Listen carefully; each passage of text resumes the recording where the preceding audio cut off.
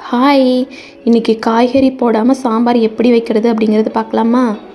அதுக்கு 150 பருப்பு எடுத்து நல்லா வாஷ் பண்ணி எடுத்து வச்சுருக்கேன். அது கூடவே ஒரு தக்காளி, ஒரு 15 பல் பூண்டு, கொஞ்சம் மஞ்சத்தூள் போட்டு 5 விசில் விட்டு எடுத்துக்கலாம். அதுக்கப்புறம் ஒரு கடாய் எடுத்துக்கலாம். கடாய் நல்லா சூடானது ஆயில் ஊற்றிக்கலாம். ஆயில் நல்லா சூடானதும் அதில் கடுகு போட்டுக்கலாம். இது கூடவே சீரகம் சேர்த்திக்கலாம். ரெண்டும் நல்லா பொரிஞ்சு வந்ததும் இது கூடவே ஒரு பெரிய வெங்காயம் கட் பண்ணி சேர்த்துக்கலாம்.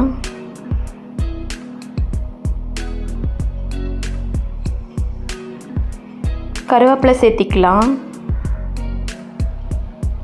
எல்லாமே சேர்ந்து நல்லா பொரிஞ்சு வரட்டும். எல்லாமே சேர்ந்து நல்லா பொரிஞ்சு வந்துருச்சு. இப்போ இதுக்கு தேவையான அளவு தண்ணி கொஞ்சம் ஊற்றிக்கலாம். ஒரு ஸ்பூன் சாம்பார் தூள் சேர்த்துக்கலாம். இதில் 1.5 கரண்டி நான் குழம்பு மிளகாய் தூள் சேர்த்துருக்கேன்.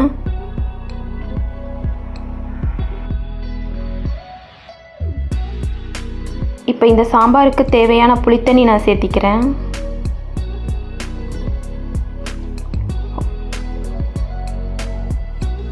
உப்பு சேர்த்திக்கலாம்.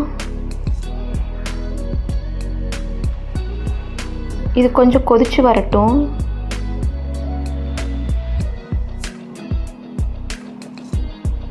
கொதிச்சு வந்ததும் இது கூட பெருங்காயத்தூள் சேர்த்துக்கலாம். இப்போ இதுக்கு தேவையான பருப்பு வேக வச்சுருக்கோம்ல, அதை சேர்த்திக்கலாம். இந்த சாம்பாருக்கு இன்னும் கொஞ்சம் எக்ஸ்ட்ரா நான் தண்ணி ஊற்றிக்கிறேன், இட்லிக்கு தொட்டு சாப்பிட்றதுனால. இப்போ நல்லா கொதிச்சு வரட்டும்.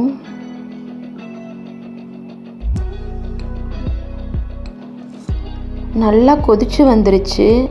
இப்போ கடைசியாக நம்ம கொத்தமல்லி இலை தூவி இறக்கி விட்டுக்கலாம்.